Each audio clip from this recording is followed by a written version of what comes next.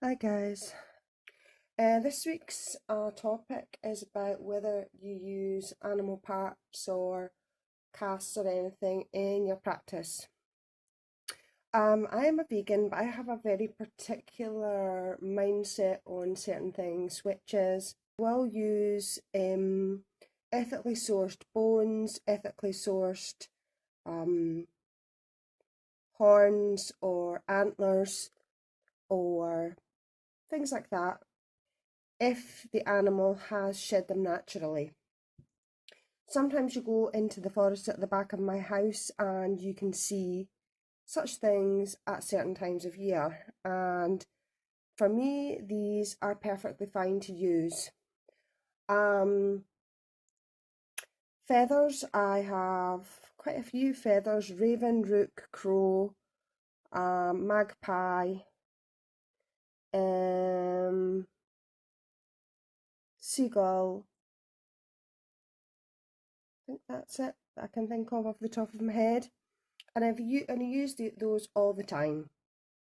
Um, I find them in my garden, front and back.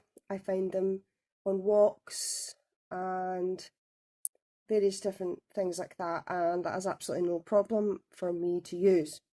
Now I find that finding certain bones to be ethically sourced are not as easy as you think to find, because some sellers will tell you they're ethically sourced when they are not. I once contacted somebody in my local area who put on their website that they had ethically sourced um, bones and skulls and things like that of different birds and animals, only to find out that he said that he got them from a local gamekeeper who I found out was keeping the numbers down in a particular estate. That's not ethically sourced. So you have to be very careful and mindful. So what I tend to do is I tend to buy little fellas like this. Oops. Now this is a sparrow head skull, and I have melts, and I also have resin skulls. I'm going to show you something else in a minute that I have. I have got different shells. I have got teeth that I found on the beach. Now, it's a hit or a miss with that, because obviously you don't know where exactly they've come from, but the chances of them being washed up on the beach tend to suggest that the animal either died of natural causes or lost a tooth or something just naturally and has made its way to shore. And those things I do pick up as well. I do a lot of marine wildlife magic, and so anything like that helps me to do that. So what I would say is that ethically sourced, yes, but it's very, very difficult to find ethically sourced that you can guarantee is definitely ethically sourced, unless you know the person directly or you have it on really good authority and you do not question that person's integrity. So I would say that for me, certain things, if I want those things, I will go out myself and I will locate them myself in the forest, on the beach, etc., etc.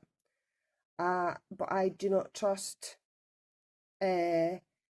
somebody saying online that something's ethically sourced, because it may very well be, but I found out on a couple of occasions that somebody has said something's been ethically sourced and it's turned out not to be ethically sourced at all. So please be careful, guys, if you are doing that. Also things like butterflies, bees, wasps, bugs, that type of a thing. I have a great affinity with the moth, and lots of times moths come into your house and you'll find them, and they have obviously died of natural causes, and therefore I will use those moths usually placed on my altar. I don't put them in oils, I don't dry them and crush them up and put them in things.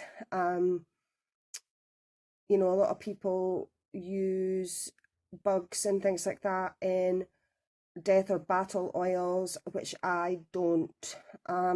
That's not to say that I disagree if somebody does that, as long as they are using ethically sourced, naturally passed insects or bugs or whatever. I don't use snake skins generally. I've never used snake skins, even although most snakes do shed their skin naturally, so it's not harmful to the snake at all if you use the shed skins, but I've never really been drawn to use that in my practice at all, even although the cobra has something to do with ancestral connections that I home in on. With that, I use a cobra candlestick. I use you can actually buy candles that look like the skin of a snake.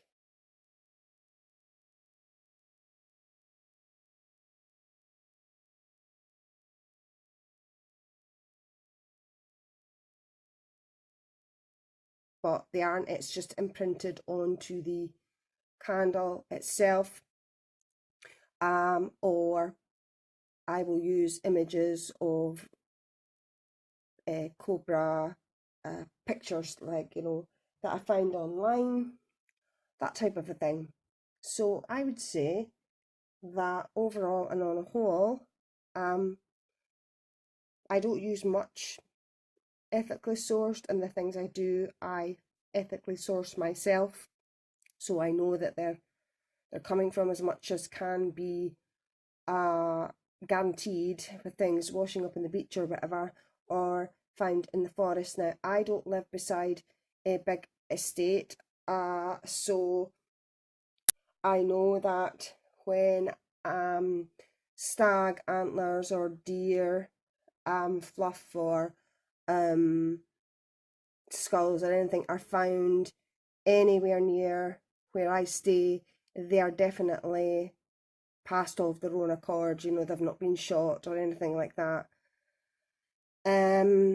So yeah, I would pretty much say that's where I stand on things. I'll show you another couple of bits I have got that are replica skulls. I'm just going to try and do this here. Hang on a sec.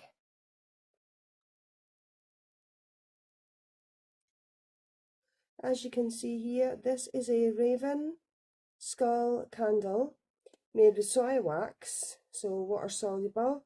I burned it a little bit and then I kept the remainders of it to use as an altar decoration, and that is completely wax. So I think I will leave this video here. It's something I have a real connection with, like I say.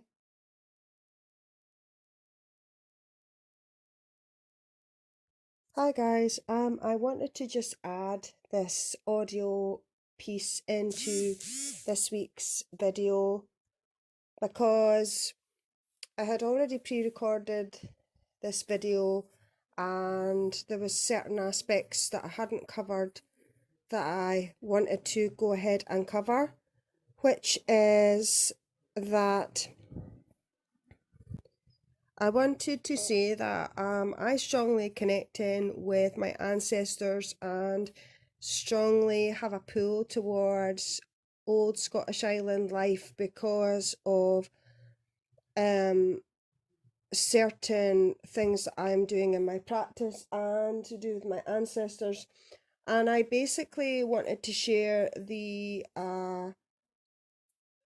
the thought processing of back in the day, back in my ancestors' time, like if you lived island life, if you lived in a remote small community or village way back in those times, um, you know, you would have had to live off the land, and you would have had to uh, do what most people did, particularly in the Scottish Islands, which was um, wild gathering, but also hunting and fishing. Now, fishing was huge in particular areas that my family grew up in, both in mainland Scotland and rural and island Scottish life as well. And those people fished for livings, and some of them, it was a case of that the community pulled together. So, for example, you may have one family and they were fishermen, and you might have another family up the road and maybe they had chickens, let's say for talking sake. So sometimes they would do a little swap over, which would be they would give eggs and dairy for maybe in exchange for fish, particularly coming up to where they had to start storing food away for the winter time.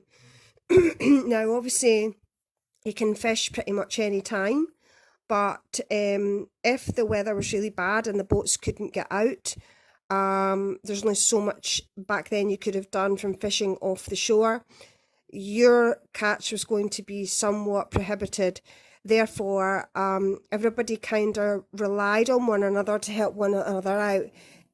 Community life, village life, and life of island folk as well. So back in those days, it would have been a case of that's what you had to do. That was just how it was. And then also people would go out and they would hunt. And that's not something I could personally do.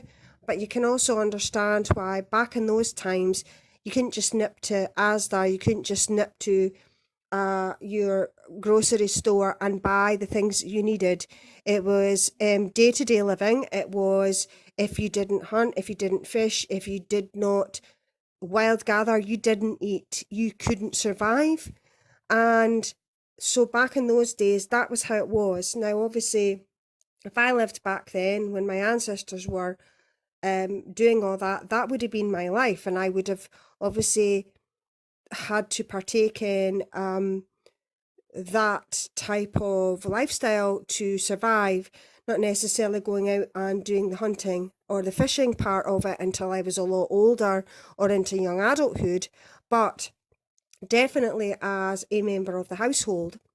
And back in those days, people did, I think somebody else has mentioned this a few times in this week's videos, back in the day, people, when they brought an animal down for, like, hunted an animal for survival purposes, they would use every single part of that animal, which was, with regards to animals that were, like, hunted, brought down, that were used for meat, they would have had to use every single part of that animal. Nothing went to waste. So basically they would eat the meat, they would use the fur for floor coverings, for bedding, for clothing, to keep warm.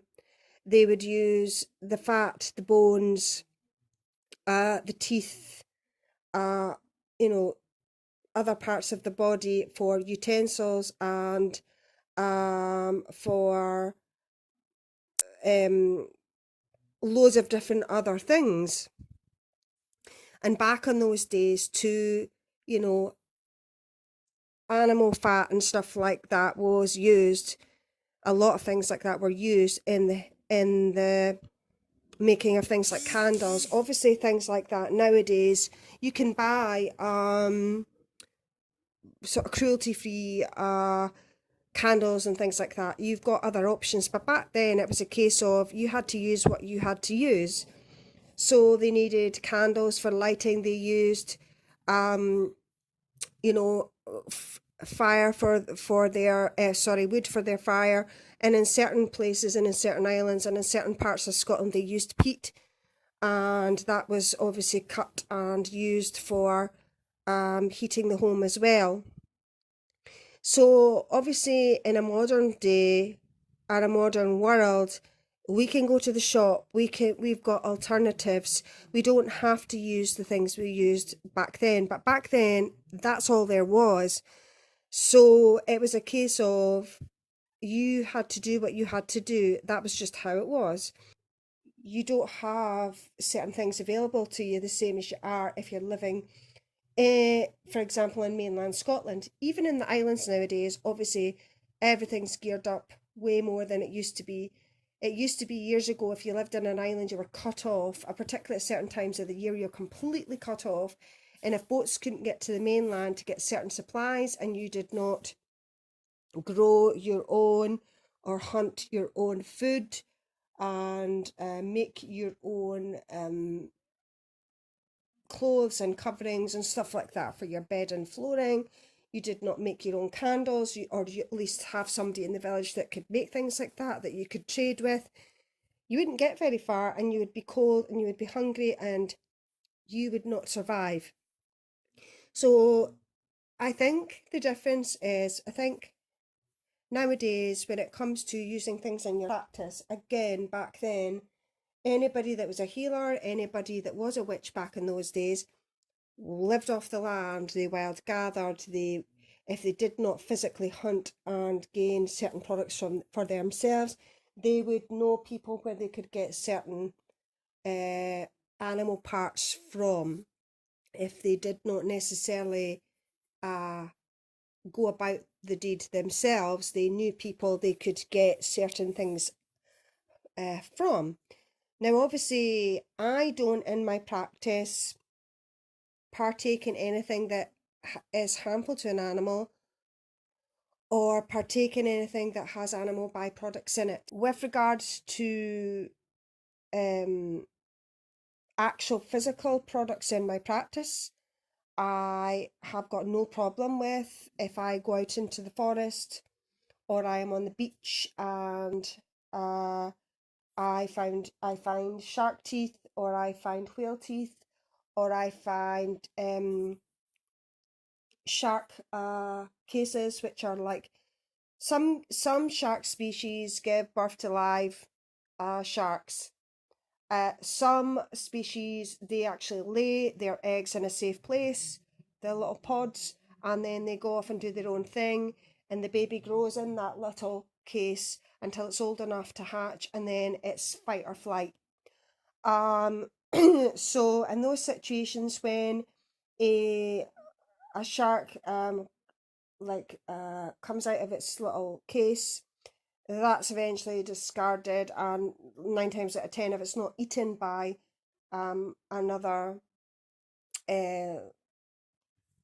marine animal or whatever, it comes into shore. And if I find those, I will take those because they are natural. They have come in with the tide. Shells. What else? In the forest, I've sometimes found bones, feathers, antlers, little skulls, and things like that. Now, I am not able to pick up something and then take it home and clean it even if an animal's died of natural causes. I'm too squeamish that way, and I couldn't handle that at all, even if the animal died naturally. If I go into the woodlands and I find a little bone of an animal or a bird, and it's like totally clean and completely in bone form. Oh my god, I've not had enough coffee. Then I will pick that up and I will take it home. In my handbag at all times, I keep little surgical gloves, like disposable gloves that I get for certain things to do with my son and his health. And I take little bags and I will never pick something up with my bare hands because you just don't know. And I will bring it home into the garden and check to see, make sure it's got nothing in it, no critters are inside it or anything like that, and I will go ahead and cleanse it. Then I can use it for whatever I want to use it for.